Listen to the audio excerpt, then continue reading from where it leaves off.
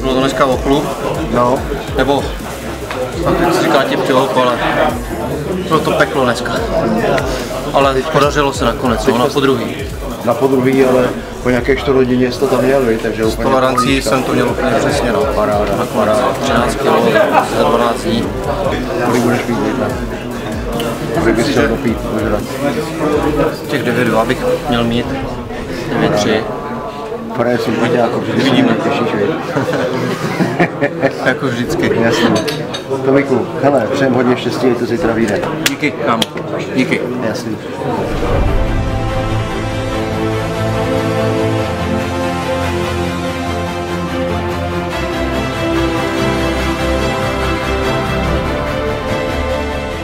Tak jsme tady před Heroes Gatem, máme po váze, jsme tady s celou výpravou MMA Top Team Košice.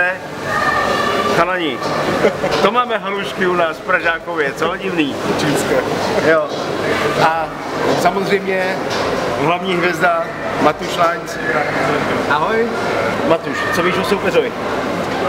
Tak o superovi viem, že z MMA začal len nedávno. Nemá veľa zápasov, má len 6 zápasov, z toho 6 výhier.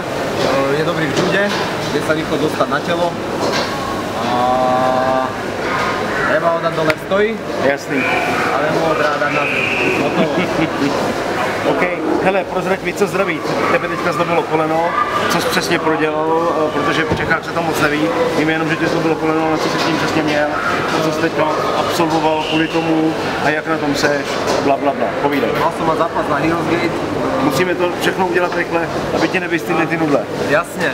Takže mal som mať zápas na Heroes Gate, 2 týždne pred zápasom som si zranil meniskus, takže som mal operáciu, dalo sa to rýchlo dokopy.